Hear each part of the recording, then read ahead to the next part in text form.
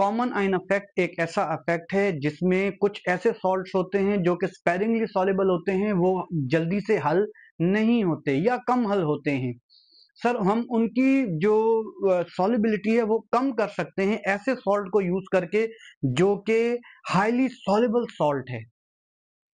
यानी कि इसका मतलब ये हो गया, फॉर एग्जांपल अगर आपके पास एक दुकान वाला है जो कि नामयारी चीजें बेचता है लेकिन मजबूरन आपको वहां से चीज लेनी पड़ती है, लेकिन अगर उसके साथ एक और दुकान खुल जाएगी जो कि म्यार वाली चीजें बेचेगा और बहुत ही अच्छी चीजें, तो सर जो उसकी दुकान है वो तो बिल्कुल ही खत्म हो जाएगी क्योंकि हर कोई उसी शॉप पे ही जाएगा।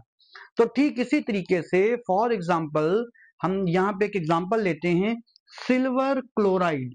सिल्वर क्लोराइड एक सॉल्ट है।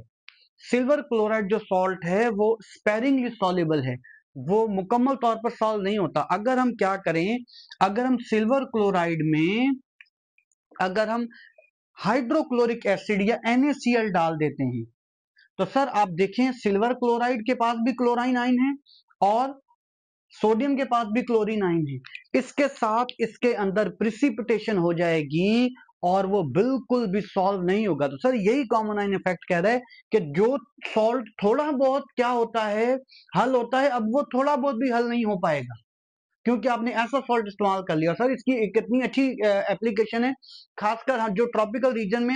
आपको पता है कि कराची के समंदर में बहुत ज्यादा क्या मौजूद है, नमक मौजूद है। उस नमक को हम कैसे निकाल सकते हैं, तो आप इसका आंसर करेंगे सर कॉमन आइन इफेक्ट से। फॉर एग्जाम्पल ये नमक वाला पानी है, इसको हम केमिस्ट्री में कहते हैं brine. The salty water is known as brine, ये सोडियम क्लोराइड का सोल्यूशन है।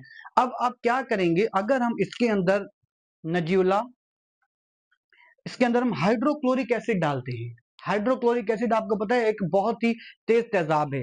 अब जो हाइड्रोक्लोरिक एसिड है इसके पास भी क्लोरीन है, इसके पास भी क्लोरीन है, ये उसकी कंसंट्रेशन बढ़ा देगा जिसकी वजह से जो सोडियम क्लोराइड है वो प्रिसिपिटेटेड फॉर्म में बाहर आ जाएगा और इस चीज का ही हम लोग फायदा उठाएंगे।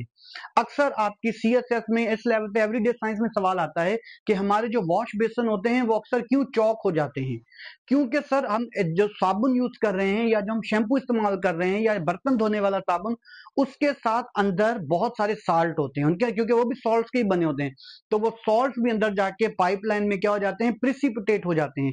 खासकर कैल्शियम हो गया या फास्फोरस हो गया या फॉस्फेट हो गया या मैग्नीशियम हो गया, इनके जो सॉल्ट्स होते हैं वो प्रिसिपिटेशन। तो सर ये जो प्रिसिपिटेशन होती है ये किस इफेक्ट के दौरान होती है, कॉमन आइन इफेक्ट। तो सादा लफ्जों में कॉमन आइन इफेक्ट क्या है, एक ऐसा इफेक्ट जिसमें ऐसा सॉल्ट जो कि बहुत कम सॉल्युबल है हम उसकी बिल्कुल ही सॉल्युबिलिटी खत्म कर देंगे ऐसे सॉल्ट के साथ जो कि इसका आइन है।